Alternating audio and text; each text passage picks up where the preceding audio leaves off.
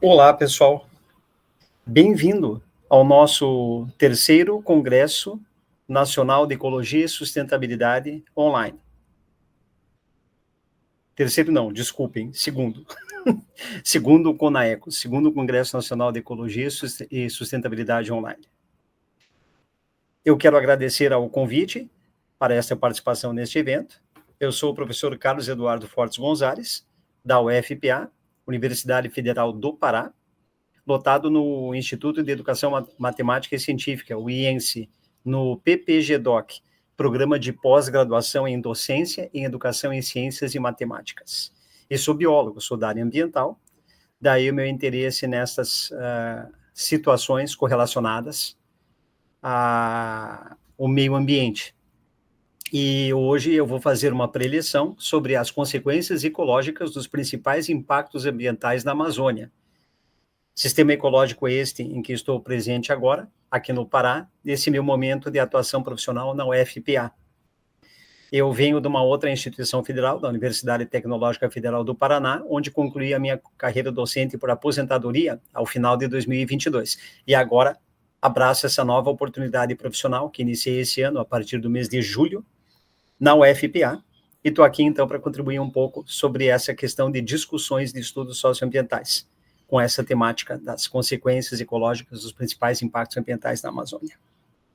Então, sem mais delongas, vamos entrar nos conteúdos da nossa apresentação propriamente dita.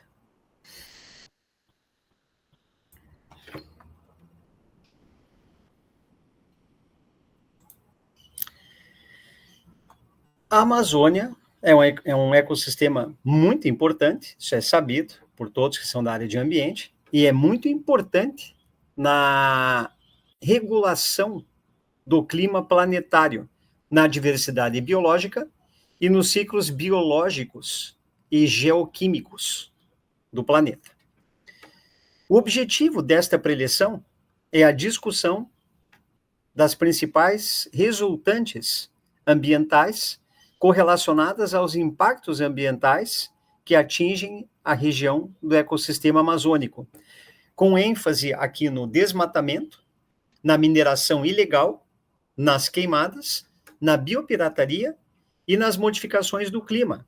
Claro, há outros impactos ambientais também que afligem o ecossistema amazônico. Eu vou falar aqui de alguns dos principais e mais relevantes para que se possa promover a preservação, a conservação dos ambientes amazônicos.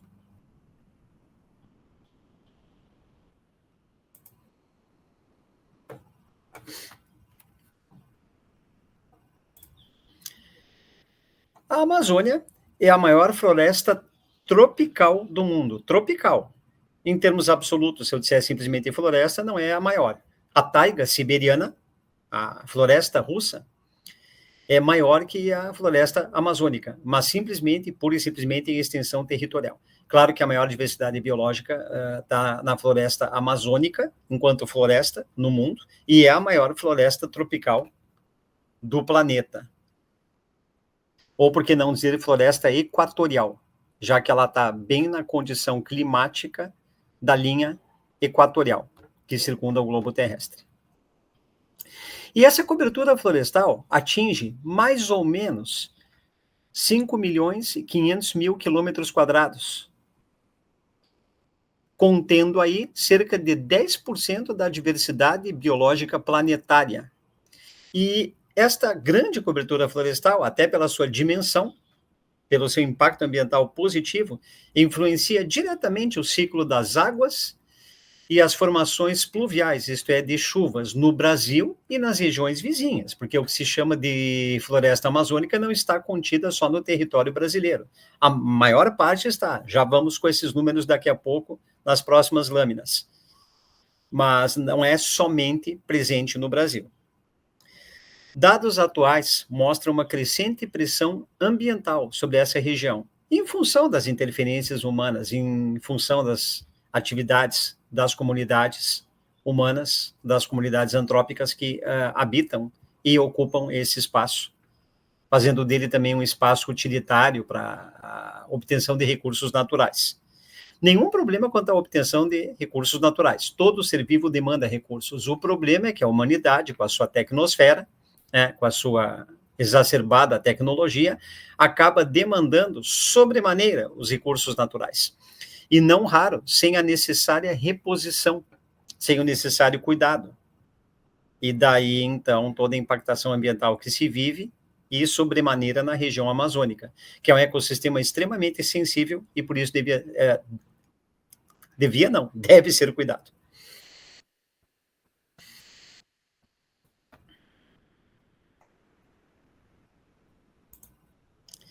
Como eu já havia comentado, a ILEA, que é o nome próprio da selva amazônica, do ambiente amazônico, ela não é somente brasileira, embora a maior parte aqui no nosso país. Cerca de 60% da cobertura florestal amazônica está em território brasileiro. Não obstante, tem 40%, subdividido aí em 8 países sul-americanos. O Peru, depois do Brasil, detém a maior parte, com 13%. Então, é o segundo maior país amazônico. Seguido de perto pela Colômbia, que detém, então, 10% da floresta amazônica, nesse caso, colombiana. E os percentuais restantes estão subdivididos pela Venezuela, pelo Equador, pela Bolívia, pela Guiana, pelo Suriname e pela Guiana Francesa, que é um território ultramarino da França, é um território francês. Então, todos esses países também fazem parte da bacia amazônica, com menores extensões da cobertura florestal em comparação ao Brasil.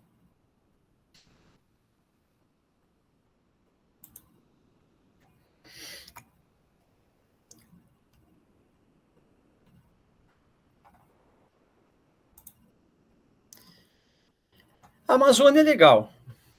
Isso é um conceito importante para entendermos aqui e então compreendermos o que estamos lendo ou estudando ou delimitando nossas investigações científicas quando estudamos ou pesquisamos sobre a região amazônica, sobre o ecossistema amazônico. Então, o que é a Amazônia Legal? A Amazônia Legal é uma definição geopolítica que engloba 9 estados da nossa federação, que estão situados nessa região amazônica. E essa Amazônia Legal, esse conceito legal, essa definição geopolítica legal, vem com o intuito de facilitação da administração e do desenvolvimento socioeconômico regional desta região amazônica.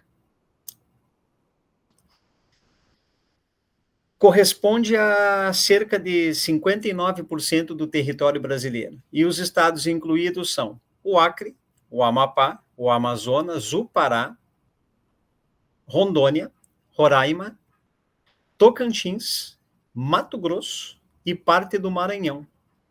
Então vejam que esses 9 estados acabam respondendo aí por mais de uma região brasileira. Por exemplo, a região norte, a maioria desses estados, e também como exemplo o Maranhão, que está já na região nordeste do Brasil.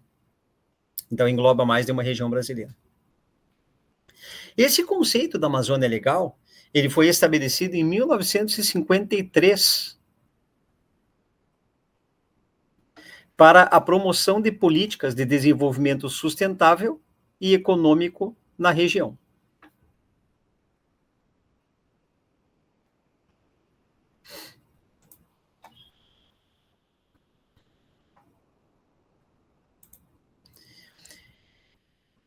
Explorando, então, agora os impactos ambientais propriamente ditos e suas consequências ecológicas na região amazônica. Depois dessa breve introdução conceitual e com algumas explanações teóricas sobre o que é a Amazônia e algum vocabulário utilizado sobre ela, como a Amazônia Legal e outros aspectos. Então, agora aqui o desmatamento, causas e efeitos sobre a diversidade biológica. Entre outras causas do desmatamento, listando aqui algumas das principais, temos a atividade agropastoril, isto é, aquela atividade agricultural unida à atividade pecuária. Então, agropastoril, agropecuária. É uma das principais causas do desmatamento, esta expansão da pecuária e da agricultura. Nesse sentido, grandes áreas florestais são convertidas em pastos, em pastagem para o gado, e em termos agriculturais para o cultivo de soja, entre outras plantas também, mas a soja é muito significativa. Contribuindo para o crescimento econômico regional, claro, acaba promovendo o crescimento econômico, mas não raro em detrimento dos ecossistemas locais, podendo então provocar prejuízos maiores lá na frente. Então é um crescimento econômico perigoso, porque lastreado numa coisa que lá na frente pode provocar prejuízos ambientais, impactos ambientais negativos, de uma monta tal que acabe se perdendo também esse crescimento econômico e prejudicando a região de modo indelével. Isto é, difícil recuperação depois. Então, algo a ser observado. O crescimento econômico de hoje, se não sustentado, pode prejudicar indelevelmente o ecossistema e, consequentemente, o crescimento econômico do amanhã, e com pouca chance de recuperação, às vezes, conforme a extensão e a profundidade da impactação ambiental à vida, por esse crescimento econômico desmesurado e não planejado, não gerenciado em termos socioambientais.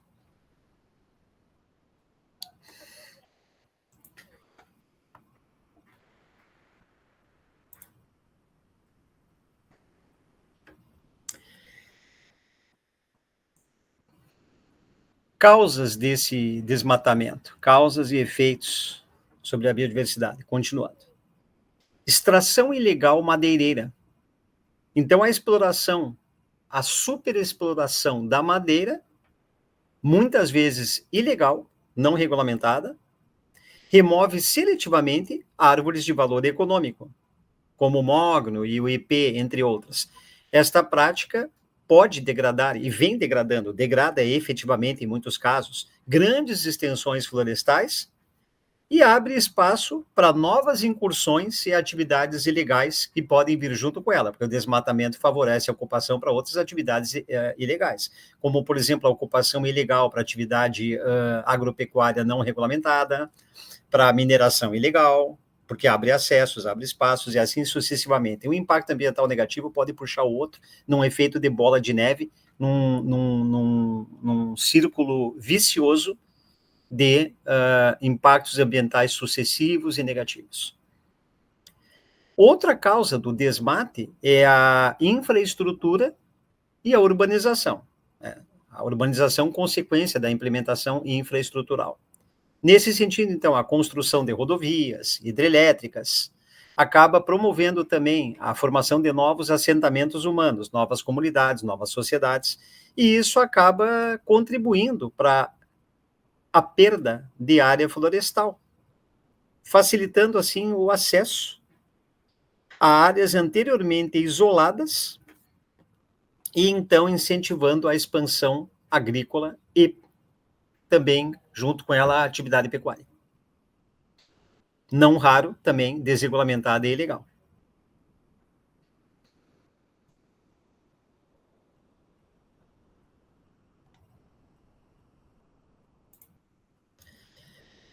Algumas consequências da perda da diversidade biológica.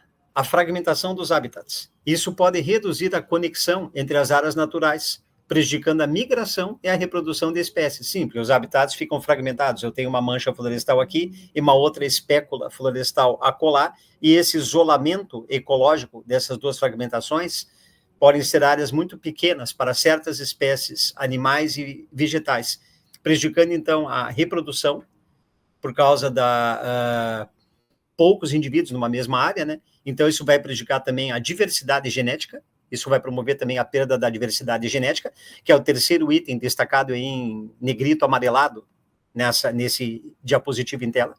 Então, uma coisa puxa a outra, a fragmentação de habitats. Dificulta a reprodução entre as espécies, porque podem sobrar poucos indivíduos, ou não suficientes para uma diversificação genética em cada mancha, em cada área, em cada espécula florestal. Espéculas seriam manchas menores nesse contexto, e então essa fragmentação dos habitats pode levar a uma perda de diversidade de genes circulantes na área. E, claro, isso pode promover também a extinção de espécies, portanto, a extinção de espécies pode ser acelerada com a perda de nichos ecológicos e de recursos alimentares. Estima-se que hoje, na região amazônica, pelo menos centenas de espécies estão sob ameaça de extinção, tudo por uma consequência direta e ou indireta do desmatamento, conforme eu explanei aí com essa imagem em tela.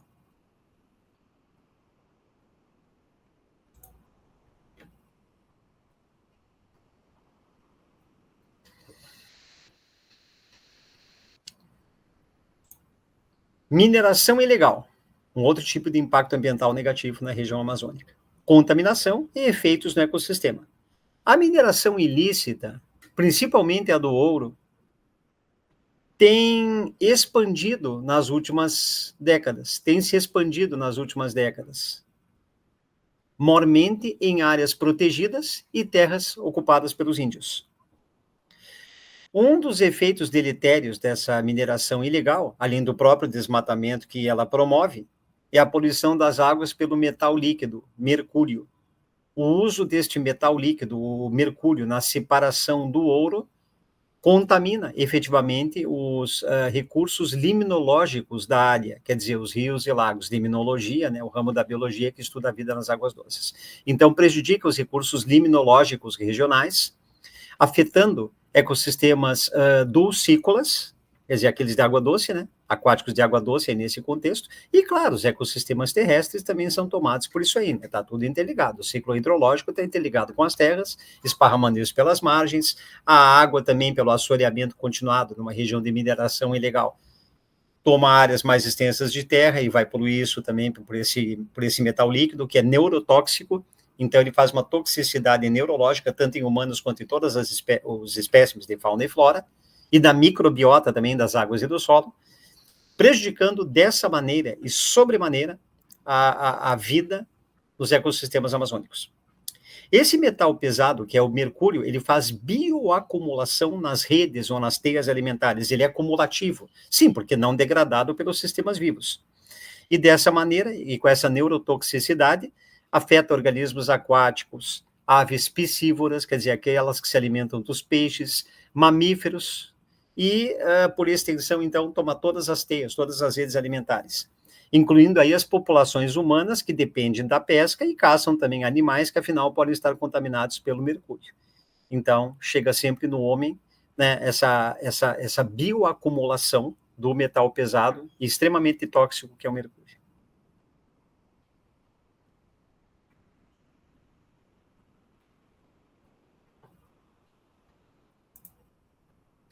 Outro efeito da mineração ilegal é a degradação do solo. A mineração acaba por remover as camadas mais férteis do solo, que são aquelas superficiais. E isso, não raramente, pode impossibilitar a regeneração da própria vegetação nativa. Então, veja o impacto causado por uma atividade mineradora ilegal, sem atenção ao ambiente. Pode acabar impossibilitando a recuperação da vegetação nativa de uma área, quer dizer, prejudica a área do modo. Se chega nesse nível, aí há de se ter, é necessário ter para a recuperação a intervenção das tecnologias humanas para conseguir recuperar essa área. E aí o custo é muito maior, o alcance é dificultado, porque são regiões remotas e por aí vai. Então, não raro são estragos permanentes que essas atividades mineradoras ilegais fazem em diversas regiões dos ecossistemas amazônicos. Consequências, mais do que eu já falei, para a fauna e flora. A destruição direta dos habitats florestais, né, para abrir espaço para essa mineração ilícita, e isso, claro, então, leva à redução, como já comentado, de espécies animais, vegetais e da microbiota, quer dizer, os organismos microbiológicos.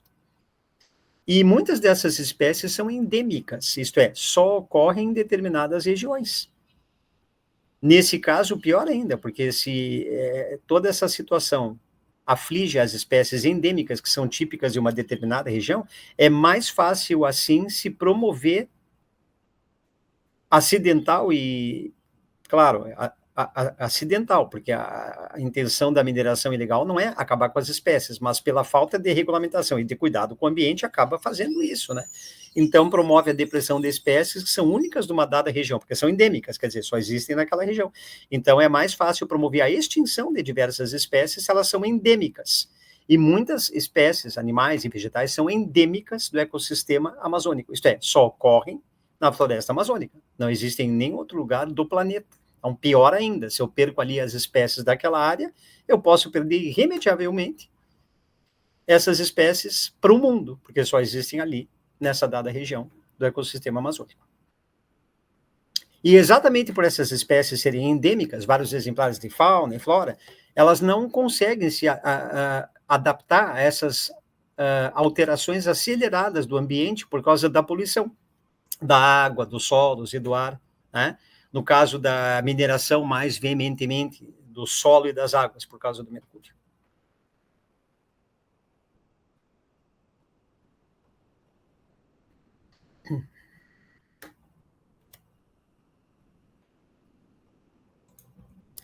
Queimadas, um outro grande impacto na região amazônica. Inclusive, tem acontecido muito por esses tempos, né? Nesse ano de 2024, inclusive, muita impactação significativa na região amazônica, dadas as queimadas. E a seca e a fragem que está atingindo também a região amazônica, né? E que acaba também facilitando esse processo aí das queimadas.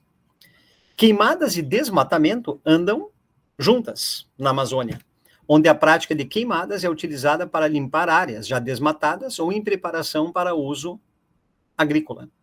Essas queimadas liberam grandes quantidades de gases de efeito estufa, como, por exemplo, o dióxido carbônico, o anidrido carbônico, o gás carbônico, CO2. Libera isso para a atmosfera, contribuindo, então, diretamente para o aquecimento global. Outro impacto das queimadas, são os danos ao solo e à diversidade biológica. As altas temperaturas promovidas por essas queimadas destroem a matéria orgânica do solo, o humus, o solo umífero, porque o solo é um sistema vivo. Então, aquele calor excessivo mata esse sistema vivo, podendo esterilizar o solo, tornando-o infértil, ou como diz em tela aí, prejudicando a sua fertilidade e a capacidade de regeneração natural da floresta. Sim, porque se eu queimar o solo significativamente, de forma que não restem ali, ou nas proximidades, amostras da microbiota e da vegetação e dos animais para a reconstituição desse solo, ele pode se perder de maneira irreversível, conforme a extensão da área atingida por esta queimada e o grau de impactação dessa queimada, quer dizer, a gravidade desta queimada, se foi controlada rapidamente, seja por modo natural ou artificial. Natural pode ser porque, felizmente, pode ocorrer uma chuva repentina, né? Aí controla isso ou não. Então, depende de uma série aí de fatores para se ver da irreversibilidade desse impacto ambiental negativo ou não.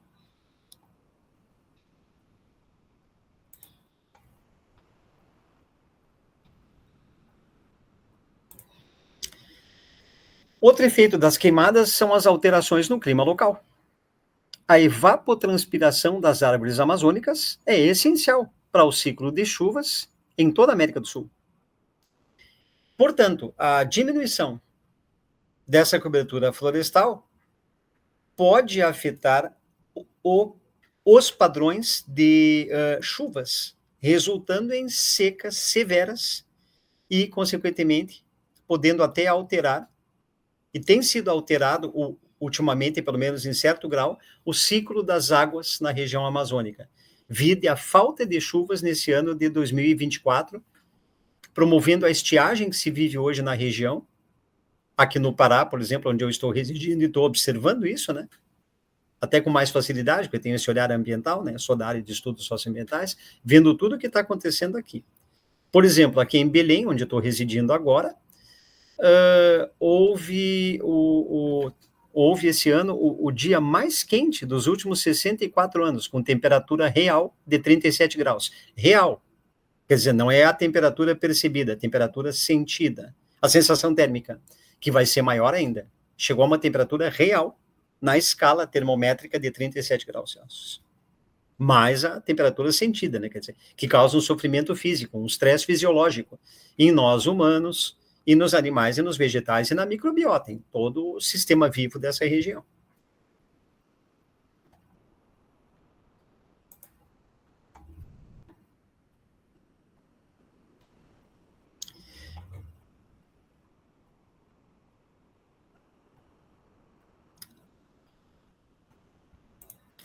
A biopirataria é outro grande problema, referindo-se a essa biopirataria à apropriação indevida de recursos biológicos e do conhecimento tradicional das comunidades indígenas e locais, sem a devida compensação para essas comunidades, sem o retorno social, financeiro, seja como for. Outro problema da biopirataria é que pode promover, né, também a extinção de espécies, ameaça as espécies presentes aqui, porque essa coleta é ilegal. de vegetais e de animais para fins farmacêuticos e biotecnológicos em geral, pode levar à extinção local de espécies-chave, quer dizer, espécies fundamentais para a continuidade equilibrada, ecologicamente, de redes e teias alimentares. Então, essa extinção local das espécies primordiais ao equilíbrio ecossistêmico, aqui na lâmina chamado de espécies-chave, pode, então, provocar desequilíbrios ecológicos, impactando redes, teias alimentares e os processos naturais de polinização e dispersão de sementes também, através do sumiço de algumas espécies-chave, né? Eu posso dificultar o processo de polinização e de dispersão de sementes, que são processos fundamentais para a continuidade do equilíbrio vegetal numa dada área. Então, esse tráfico de recursos biológicos promovido pela biopirataria precisaria ser controlado, precisaria ser mais bem fiscalizado. Contudo, é de difícil monitoração em função da enormidade que é a selva amazônica e da falta de infraestrutura para fiscalização, inclusive nas áreas remotas da região. E são muitas áreas remotas, porque a cobertura florestal é significativa e densa.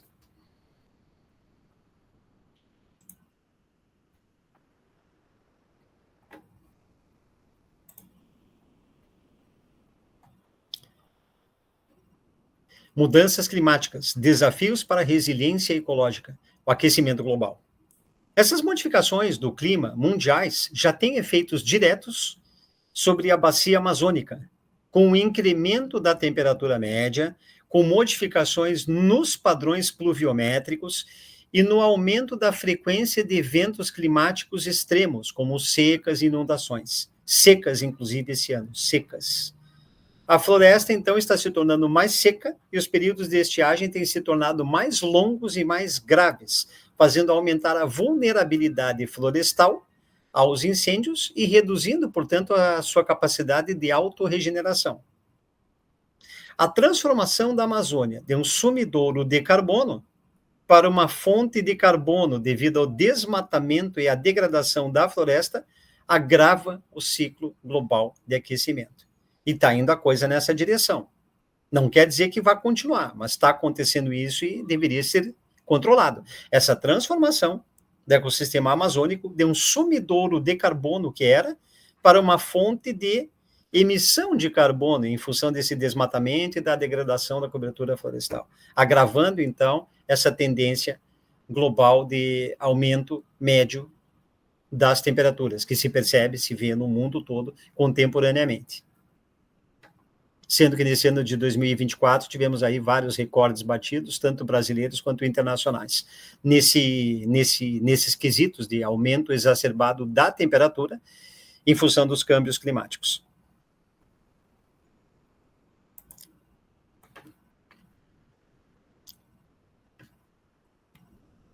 Alterações no ciclo hidrológico. A Amazônia atua como uma bomba biótica que recicla a umidade, gerando chuvas tanto para a região quanto para outras partes do continente sul-americano. O desmatamento e as queimadas comprometem esse ciclo, levando a uma diminuição pluviométrica com impactos diretos sobre a produção agrícola e o abastecimento hídrico em regiões distantes. Secas prolongadas. A redução da cobertura florestal intensifica secas, afetando a recarga dos aquíferos e a manutenção dos ecossistemas aquáticos, podendo resultar isso na desertificação de áreas muito sensíveis e, consequentemente, com prejuízo às populações humanas locais. Conservação e sustentabilidade, propostas para mitigar os impactos. Áreas protegidas, a criação e manutenção de unidades de conservação, reservas indígenas e parques nacionais são essenciais para a contenção do desmate e para a proteção da diversidade biológica. E assim também o manejo sustentável em áreas protegidas ou não. Isto é, que se faça a promoção de práticas agroflorestais que combinem a agricultura com a regeneração florestal, podendo ser uma solução para a redução da pressão sobre os recursos naturais.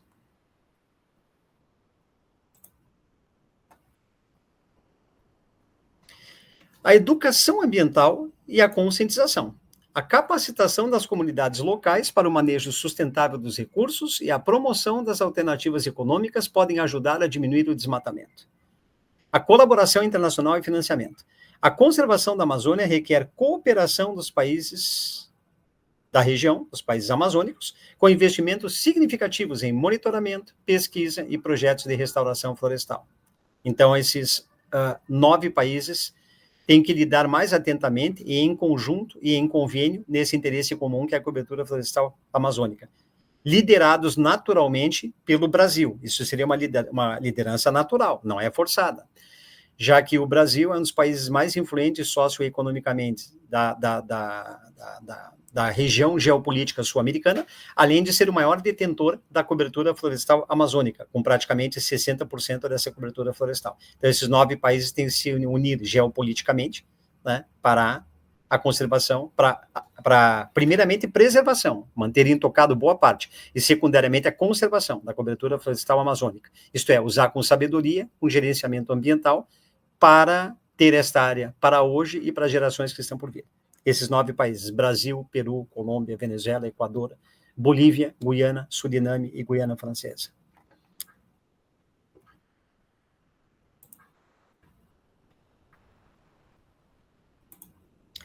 Com isso, pessoal, eu encerro a minha apresentação. Estou disponível para interlocuções. Está aí o meu LinkedIn para contatos profissionais acadêmicos, é a maior rede profissional do mundo, né? Seria um verdadeiro Facebook ou Instagram profissional, o LinkedIn, né?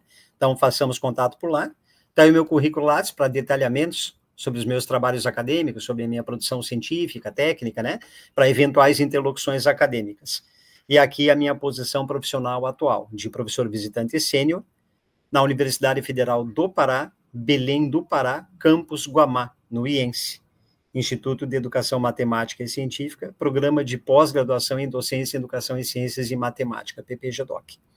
Grato pela atenção, me encontro então à disposição, conforme comentado aqui, e um excelente evento para vocês, um bom Conaecos. Grande abraço.